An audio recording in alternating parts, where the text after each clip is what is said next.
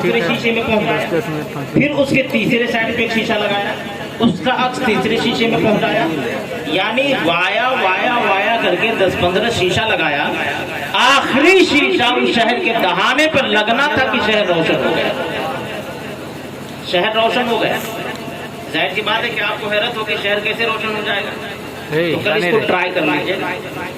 आप कल अपने हाथ में एक आईना लीजिए, आईना लेने के बाद में सूरज के सामने अक्स आपने देखा होगा, बचपन में बहुत खेला होगा, रोशनी पहुंचाना।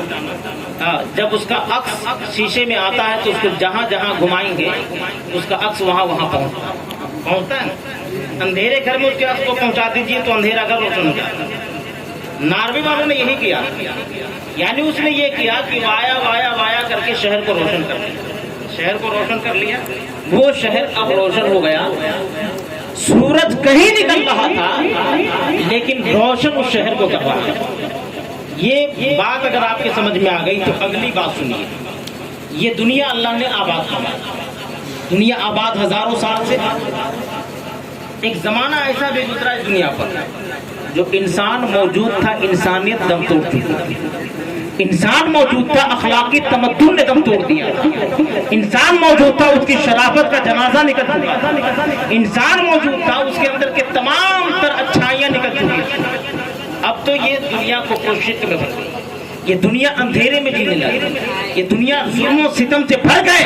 परवरदिगार आलम ने चाहा कि दुनिया में बसने वाले इंसान के सीनों को रोशन मुनव्वर और मुजल्ला करे, तो अल्लाह ने अपने नूरे जलाल का एक आईना मोहम्मद अरबी की शक्ल में मदीना में नसीब किया। वाह वाह, मदीना में एक आईना मोहम्मद अरबी की शक्ल में, दूसरा आईना सहाबा की शक्ल में, जो कि नूरे इल्म मुस्तफा लेकर के सहाबा उठे।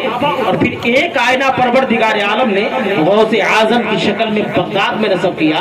एक आईना अजमीर मोहल्ला में ख्वाजा गरीब नवाज की शक्ल में नस्ब किया।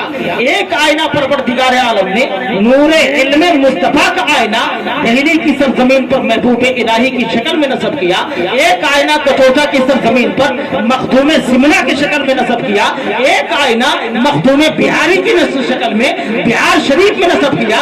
जमाना गुजारता रहा, परवरदिगार आलम ने तभी दुनिया के इंसानों के सीनों में इश्क रिसालत का चराग जलाना चाहा। तो 10 शब्बार 1272 हिजरी में बरेली की सरजमीन पर इमाम अहमद रजा खान को नूरे इल्म मुस्तफा का ऐसा आईना बनाया कि इमाम अहले सुन्नत ने फरमाया, जान है इश्क मुस्तफा, रोज फुजू करे खुदा, जिसको हो दर्द का मजा, नाज़े दवा उठाए क्यों, ठीक है गली गली तबाह, ठोकरे सबकी खाए क्यों, जिनको जो अक्ल दे खुदा तेरी गली से जाए।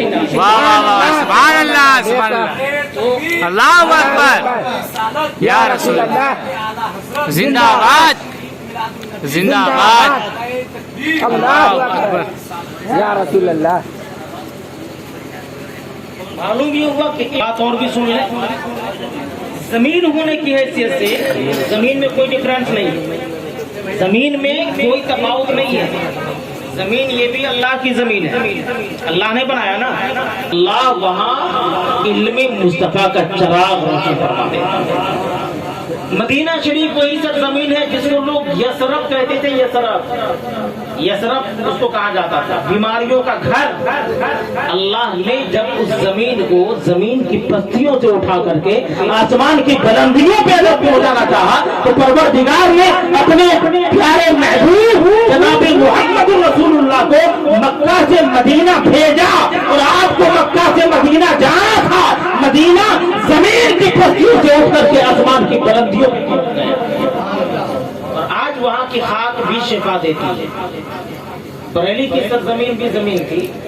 अल्लाह ने जब उस सरजमीन को जब उरूज देना चाहा, तो परवरदिगार आलम ने उस सरजमीन पर इमाम अहले सुन्नत मुजद्दिदे दीन मिल्लत इमाम अहमद रजा खान को नूरे इल्म मुस्तफा का मुकम्मल चराग बना करके रखा। सुभान अल्लाह, सुभान अल्लाह। नतीजा ये हुआ